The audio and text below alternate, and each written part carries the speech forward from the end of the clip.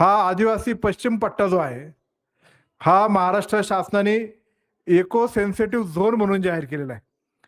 म्हणून इथं प्रकल्प करत असताना कुठल्या प्रकारचं खोदकाम करायचं नाही असं गव्हर्नमेंटचं GR सुद्धा आहे. ज्या आजनावळे आणि घाडगर गावचे लोकांचे जमिनी त्याच्यामध्ये जाणार आहेत त्यातले बरेचसे ग्रामस्थ इथं उपस्थित आहेत आणि त्यांची भावना आहे की आमच्या जमिनी आम्ही जाऊन देणार नाही. हा जो अदानीचा प्रकल्प आहे हा कुठल्या शासनाचा प्रकल्प नाही, अदानीचा खाजगी प्रकल्प आहे. आणि म्हणून एखाद्या वेळेस शासनाचा प्रकल्प असला तर शासनाच्या समोर लोकप्रतिनिधी म्हणून आम्ही जाऊन त्यांच्याकडे ते आमच्या लोकांचं गाऱ्हाणे मांडून, शेवटी शासन कोणासाठी आहे तर लोकांसाठी आहे, विकास कामं आणि प्रकल्प कोणासाठी ते लोकांसाठी आहे.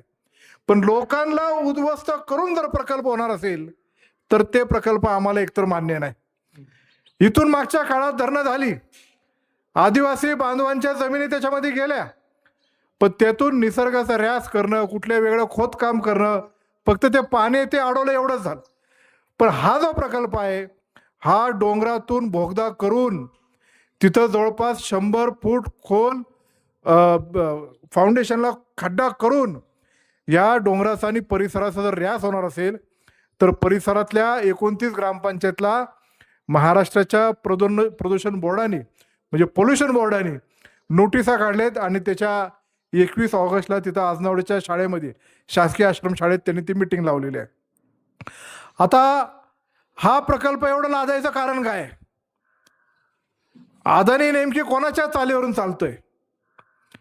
या आदिवासी प्यासा ग्रामपंचायतचा कायदा आहे, जर एखाद्या प्यासा ग्रामपंचायतने जर ठराव केला तर त्याच्या विरुद्ध कोणाला जाता येत नाही. या आजनावळे गावाने प्यासा ग्रामपंचायतचे अधिकार वापरून त्यांचा ठराव केला. हा अदानीचा प्रकल्प आम्हाला अन्यायकारक आहे. अजूनही आम्ही निसर्गाचं जतन करणारे, डोंगरदऱ्यामध्ये राहणारे आमचा भोळा बाबडा आदिवासी माणूस, त्याला अजून वीज नाही, त्याला आरोग्याच्या दवाखाने जरी उभे राहिले तरी दुर्गम भाग असल्यामुळे डॉक्टर इथं राहत नाही. शिक्षणापासून आमचा भाग वंचित असणारे इथं आश्रमशाळा बांधल्या, पण ते शिक्षणाचा दर्जा नाही. त्या शिक्षणाचा दर्जाबरोबर त्यांना जे अन्न पुरवलं जातं त्या अन्नाचं नेमकी रक्षण करतायत का नाही हे सगळे राहिले बाजूला. दळणवळणाच्या साधनं राहिली बाजूला. आमच्या माणिकडो धरणाच्या पोटबंधाऱ्याचे पाण्याचं ते राहिलं बाजूला. आणि हा विजेचा प्रकल्प कोणासाठी करायचा? अहो आम्हाला तिथं वीज नाही, आमचे तिथं रस्ते नीट नाही आणि अदानीच्या प्रकल्पासाठी जर एवढी दादागिरी करून आमच्यावर जर हा लादणार असेल तर हे आम्हाला मान्य नाही. लोकांच्या भावनेशी या तालुक्याचा लोकप्रतिनिधी म्हणून मी सहमत आहे आणि त्यांच्या पुढं 2 पावलं मी चालणार आहे. तुमच्या सगळ्यांची भावना मी लक्षात घेतली. आता इथं आपल्याला रोडमॅप ठरवायचं नेमकी काय करायचं. 15 ऑगस्टला विशेष ग्रामसभा जी असती ती शासनाने निर्मगित केल्याप्रमाणे ती शासनाची ग्रामसभा असते, शासकीय ग्रामसभा आहे. त्या 15 ऑगस्टच्या आत प्रत्येक गावाने विशेष ग्रामसभा घेतली गेली पाहिजे. त्या प्रत्येक विशेष ग्रामसभेला जिल्हा परिषद सदस्य म्हणून माहिताई लांडे आणि पलीकडच्या जिल्हा परिषद सदस्य सोनाताई दाभाडे या दोघींनी प्लॅन करून 1 ऑगस्ट ते 15 ऑगस्ट आपलं एकच काम करायचंय की ते विशेष ग्रामसभेला उपस्थित राहायचे. ज्या 21 तारखेला आजनावळ्याच्या शासकीय आश्रमशाळेमध्ये ते मीटिंग लागेल तेव्हा त्या गावच्या लोकांनी त्या मीटिंगला बहुसंख्येने उपस्थित राहायला पाहिजे. विशेषतः आपल्या आजनावळे आणि घाडगरच्या आदिवासी बांधवांचं रक्षण करण्यासाठी. पोल्युशन बोर्डासमोर आपल्याला नेमकी काय हरकती नोंदवायच्यात? या प्रकल्पामुळं आपल्या गावांना म्हणजे आजनावळे आणि घाडगर तर आहेच, पण आजूबाजूच्या परिसरातल्या ज्या ज्या गावांना नोटिसा आल्यात त्या गावांना या निसर्गाचा काय त्रास होणार आहे हे त्यांना समजून सांगणं गरजेचं आहे. आता हा सह्याद्रीचा डोंगर पट्टा जिथं बहुतांश जुन्नर, आंबेगाव, अकोले परिसरामध्ये आदिवासी बांधव राहतात तर प्रत्येक ठिकाणी भूस्खलनचे प्रकार वाढलेले आहेत. का तर ही जी सह्याद्रीच्या रांगा तयार झाल्या त्यानंतर इतके उन्हाळे पावसाळे त्यांनी खाल्ले आणि दगड माती आता खचत चाललीत, डोंगराला भेगा पडत चाललेत, बेग मोठी होत चाललेली आहे, माती जमीन सोडत चाललेली आहेत आणि भूस्खलन होऊन गावच्या गाव खाली येईल करा अशी परिस्थिती झालेली आहे. त्यातला एक प्रकार आपल्या शेजारीच माळीण या गावामध्ये घडला, हे आपण पाहिलेलं आहे. मागच्या 8 दिवसापूर्वी माळशेज घाटामध्ये काय प्रकार घडला तो आपण पाहिलाय. तिथं जमीन सरकत चाललेली आहे. तिथल्या करांजळ आणि खुबी गावच्या लोकांना पण मला फोन आले, साहेब आमचं गाव वाचवा, तो रस्ता जरी खचला असेल तर अजूनही माती खचत चालली आहे. मग या प्रकल्पामध्ये एवढ्या मोठ्या प्रमाणामध्ये ब्लास्टिंग करणं, खड्डे घेणं, एवढा बोगदा करणं, एवढं जर होणार असेल तर या डोंगर पट्ट्याचा रॅस झाल्याशिवाय राहणार नाही.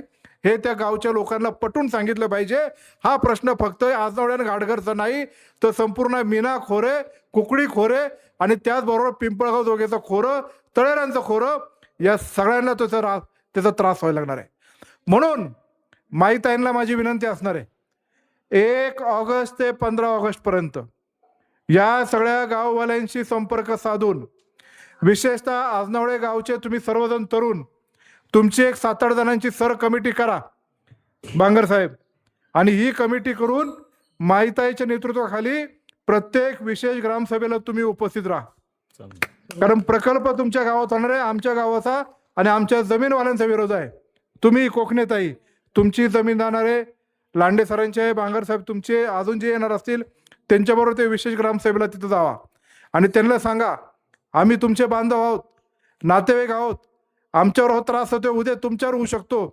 बरं, आमच्याकडे जरी प्रकल्प झाला तर तो या निसर्गाचा त्रास, रॅस हा प्रत्येक गावामध्ये होणार आहे. त्याच्याकरता 21 तारखेला तुम्ही सर्वजण मोठ्या संख्येने तिथं उपस्थित राहावं असं त्यांना जाऊन तिथं विनंती करा. आणि त्या मीटिंगमध्ये जेव्हा ती मीटिंग घडेल तेव्हा 21 तारखेला माझ्या सर्व आदिवासी बांधवांचं नेतृत्व करण्यासाठी स्वतः अतुल बेनके तिथं उपस्थित राहणार आहे. आणि मग अदानीचा बाप जरी आला तरी आम्ही हा प्रकल्प होऊन देणार नाही. हा वचन आणि हा शब्द हा अतुल बेनकेंचा, माझा या सगळ्या लोकांना, आदिवासी बांधवांना माझा आहे. तुमच्या जीवावर काही होत असेल तर त्याला आम्ही बिलकुल होऊन देणार नाही. शेवटी छत्रपती शिवाजी महाराज असेल, भगवान बिरसा मुंडा असेल, राघोजी बांगरे असतील, सतू मराठे असेल, यांनी शिकवण काय दिली आपल्याला? या आपल्या जल, जंगल आणि या धरतीसाठी, या सगळ्यासाठी आपण आपलं आहोटीपणा लावून आपण हे वाचवले गेले पाहिजे. आणि म्हणून हा माझा आदिवासी बांधव हा एकटा आहे असं कोणी समजायचं कारण नाही. त्यांच्याबरोबर आम्ही सर्वजण खांद्याला खांदे लावून त्यांच्या पाठीमागे इथं उभं आहोत. आणि म्हणून या आदिवासी विभागामध्ये हा अदानीचा प्रकल्प जो होणार आहे तो आम्ही कदापि होऊन देणार नाही. किती रेटा आल्याने काही जरी झालं तरी होऊन देणार नाही. कुणी किती मॅनेज झाल्याने काही जरी झालं तरी आम्ही हा प्रकल्प बिलकुल आणि कदाचित हा होऊन देणार नाही. म्हणजे नाही. आदिवासी एकजुटीचा, आदिवासी एकजुटीचा, जमीन आमच्या हक्काची, जमीन आमच्या हक्काची, जमीन आमच्या हक्काची. बिरसा मुंडे करे पुकार, राघोजी भांगरे करे पुकार, सतू मराठे करे पुकार. उलगुलान है और उलगुलान जारी रहेगा.